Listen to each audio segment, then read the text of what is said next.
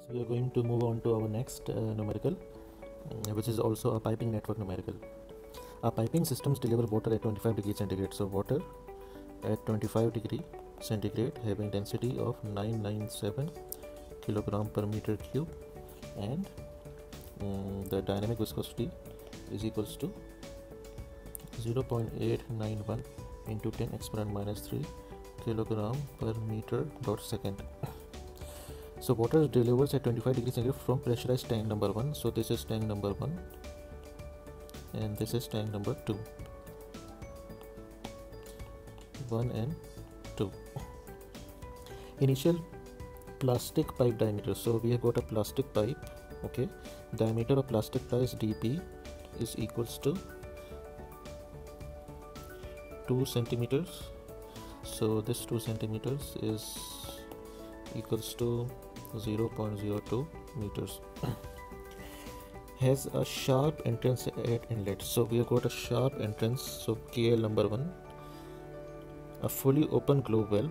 So we have got globe valve. This is minor loss number 2. Two 90 degree smooth flanged bends. So we have got 2 of them. So this is number 3 and number 4. And a sudden expansion. So we have got 5.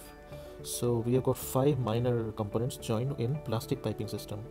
So and a certain add 1/3 of the pipe length. So the length of the plastic piping system is basically given as 1/3 of the total length. So 1/3 of the length total. Okay, the galvanized iron pipe diameter is installed with 8 centimeter diameter. So galvanized is 8 centimeters, which is equals to 0.08 meters.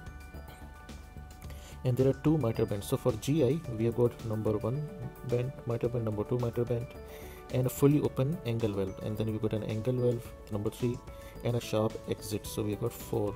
Okay, so for plastic, KL plastic, we have got 5 components, and for KL galvanized iron we have got 4 components. Okay, the total pipe length is 75 meters. So total length LT is equals to 75 meters. Okay, determine the gauge pressure at tank 1. So I want to know P1. Gauge pressure at tank 1 is required. So P1 is unknown. This is required to be determined. So determine the gauge pressure at tank 1 required to deliver water at 226 liter per hour. So flow rate is given as 226 liter per hour. So this is the given data for our numerical given data. But before we start given data, or before we start the solution, we need to make the assumptions. The assumptions are quite simple. Assumption number 1 is conservation of mass, and that the pressure at all junctions, irrespective of any path, is pressure loss at all junctions irrespective of all the path is same. Okay, so these are 2 assumptions for piping networks.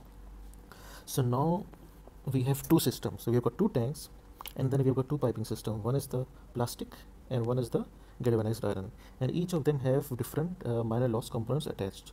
So now let's move to the solution. So the first thing that we need to know is whether the flow in plastic is laminar or turbulent, and whether the flow in galvanized iron is laminar or turbulent. So to determine that, we calculate Reynolds number. So let's move to solution. So flow rate is given. Okay, flow rate is given as 226 liter per hour. 226 liter per hour. Okay, so let's find a flow rate in or velocity average for plastic, and let's find our velocity average for galvanized iron. So this is equals to flow rate divided by area. Flow rate divided by area of the pipe for plastic, and flow rate divided by area of the pipe for galvanized iron. So this comes out to be 226. Let's convert it. 226 whole divided by 3600 multiplied by 1000, and this is whole divided by the radius square. So 0.01 whole square. So the velocity comes out to be 0.2 meter per second in the plastic section, and for galvanized iron section the flow rate is same because of the conservation of mass, but the diameter is changed. So pi into 0.04 whole square. This comes out to be 0.0125 meter per second. So let's calculate Renault number. Renault number in plastic and Reynolds number in galvanized iron. So Reynolds number comes out to be rho BD over mu. So this comes out to be 4475 for plastic, and for galvanized iron it comes out to be 1119. Now this is greater than 4000. This implies that this flow is turbulent type. So in plastic I've got turbulent flow, and this is less than 2300. So in galvanized iron I've got laminar flow. So I'm going to use a different formula for calculating friction factor. Friction factor for turbulent and friction factor for laminar, the formulas are different. So let's move and let's start solving for the friction factor. So let's start with plastic. For plastic I need to apply turbulent formula. So plastic turbulent formula, or the Darcy friction factor using Colebrook modified and simplified Colebrook's equation, is minus 1.8 times log, this is 6.9 divided by Renault number. Renault number is 4475, okay, plus the smoothness or the relative roughness ratio. So let's move back, let's go to plastic, check for plastic. The relative roughness epsilon is 0. You can see here it's 0. So we move here and we write, since E over D ratio is 0, so this part becomes 0 over 3.7 into 1.11, and this whole is times minus 2. So the friction factor for plastic comes out to be 0.039. Now what about galvanized iron? Galvanized iron is laminar. For laminar, the friction factor for laminar galvanized iron is, the formula is 64 divided by Reynolds number. So this is 64 over 1119. So this comes out to be 0.057. This is plastic, and this is galvanized iron friction factor. So now that we know the friction factor for galvanized iron and friction factor for plastic, let's move to calculate what is the minor loss, okay, in plastic system and in galvanized iron system. So let's move back to the numerical. For plastic we have got a sharp entry, then we have got a globe valve fully open, then we've got two 90 degree smooth flange bend and a sudden expansion. So if I move and if I see, so for plastic, for me the plastic KL is basically due to the sharp KL inlet, plus I've got two bends. So I've got a globe valve, KL globe valve, plus I've got two flange bend, smooth flange bend, then I've got a sudden expansion, KL sudden expansion, okay. This is for plastic. And then if I go for galvanized iron, KLGI, then I've got two miter bends, okay, two KL miter bends, and then I've got a valve, okay, this is an angle valve, KL angle valve, and then I've got a sharp exit, KL sharp exit, okay. So using these figures, let us determine the valves, okay, what is the losses within these. So for KL plastic, so for sharp inlet, let's move to this pipe inlet formulas, and let's see what is sharp inlet. So for sharp inlet, it is KL is 0.50, so I'm going to write 0.50 plus then KL globe valve. So globe valve is fully open, globe valve KL, so this is 10, plus we have got two times the flange bend, smooth flange bend. So smooth, this is smooth, and then flange bend, this is 0.3, so this is 0.3, and then I've got sudden expansion. So sudden expansion has a formula, KL is equals to 1 minus D square whole divided by capital D square. So let's calculate sudden expansion. So I'm going to do it here. So KL sudden expansion is equals to 1 minus D1 square whole divided by D2 square, okay, and this is whole to the power square. So this is equals to 1 minus 0.02 square divided by 0.08 square whole square. This is equals to 0.88. So I'm going to write 0.88 here, the final value. Okay, now let's move to KL for GI. For GI, I've got two miter bends, so 2 times the miter bend. So miter bend is this one, so this comes out to be 1.1. Okay, so 1.1, and then plus I got an angle valve. So angle valve is this one, angle valve KL is 5, plus I have got sharp exit.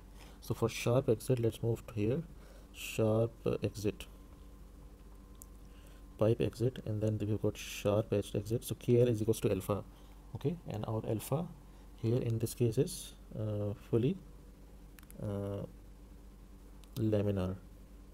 So I am going to use for HL total GI, alpha is equals to laminar, so it is 2. So here it comes out to be 2. Okay, because here we saw in our for our calculations that GI is in laminar flow rate system. So I'm going to add 2 here. So students, our KL for plastic comes out to be 11.98 and our KL for GI comes out to be 9.2. So let us move to calculation of the total head loss. Total head loss HL for the plastic system is equals to F1 or F plastic over D plus summation of all K's, okay, whole multiplied by V square over 2G. So this comes out to be 0.039 multiplied by length. The length of the plastic was 1 by 3 of the total. So total length was 75 and it was 1 by 3, so it will become 75 by 3 whole divided by the diameter in meters is 0.02.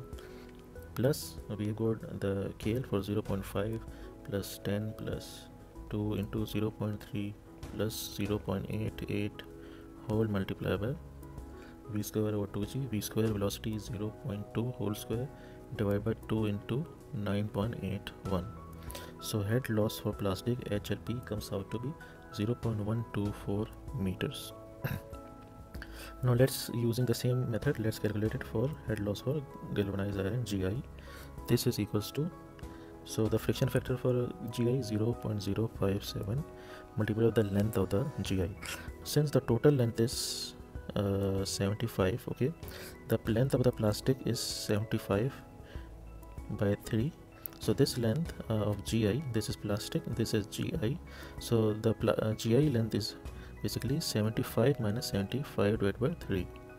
Okay, so this comes out to be 75 minus 75 divided by 3 whole divided by the diameter is 0.08 plus KL is 2 into 1.1 plus 5 plus 2 whole multiplied by V square over 2G. Velocity for GI was 0.0125 whole square divided by 2 into 9.81. So the HL for GI comes out to be 2.87 into 10 exponent minus 4. Okay, and since total HL comes out to be HL of plastic plus HL of galvanized iron, this comes out to be 0.1248 meters. Okay, so this is the total loss in the plastic and GI system. Now in the question it is still asking us what is the pressure. Okay, what is the pressure at point 1 so that a flow rate of 226 liter per hour is maintained. So we have to see this is point 1 and then this is point 2, and we need to apply the Bernoulli equation, the modified Bernoulli equation for piping system. So pressure at point 1 is something which is unknown. Okay, so P1 is unknown. What is P2? So P2 is basically equals to 0 because it is at atmospheric pressure, and gauge at atmospheric pressure P2 is 0. Then we move to velocity. Velocity 1 and velocity 2 we are going to assume is equals to 0 because we are assuming that these tanks are very large. They are very large tank, and the water level increasing or decreasing at point 1 is very slow and small. So we assume velocity 1 and velocity 2 to be equals to 0. Let's move to Z1. Now Z1 is basically the height of this. So Z1 is 0. So we take this reference. We have got this reference and this reference. So this is 0 point and this is 25 meter. Okay, so at point 1 the Z1 is equals to 0, and Z2, which is point 2, it is at a height of which is given as 25 meter. Z2 equals to 25 meters. So let's start and let's write the Bernoulli equation. So modified Bernoulli equation, P1 over rho G plus V1 square over 2G plus Z1 is equals to P2 over rho G plus V2 square over 2G plus Z2 plus HL total. Okay, now P1 is something which we need to find out. We don't know about that. V1 and V2 are 0 because the water level decreases or increases very slowly. Z1 is our reference point, so it is 0. We know Z2 is basically 25 and we know HL total. So previously we calculated HL total as 0.12428. So HL total is 0.12428. Z2 is 25. Okay, the rest of the things are 0. So P1 over rho G is equals to this. So we need to multiply to get pressure. P1 is equals to, density is 997, gravity is 9.81, and this is 25.12428. Okay, so the pressure P1 comes out to be 997 multiplied by 9.81 multiplied by 25.1248. So this comes out to be 245734.8 Pascal, or 123, so 245.73 kilo pascals. So this is the pressure.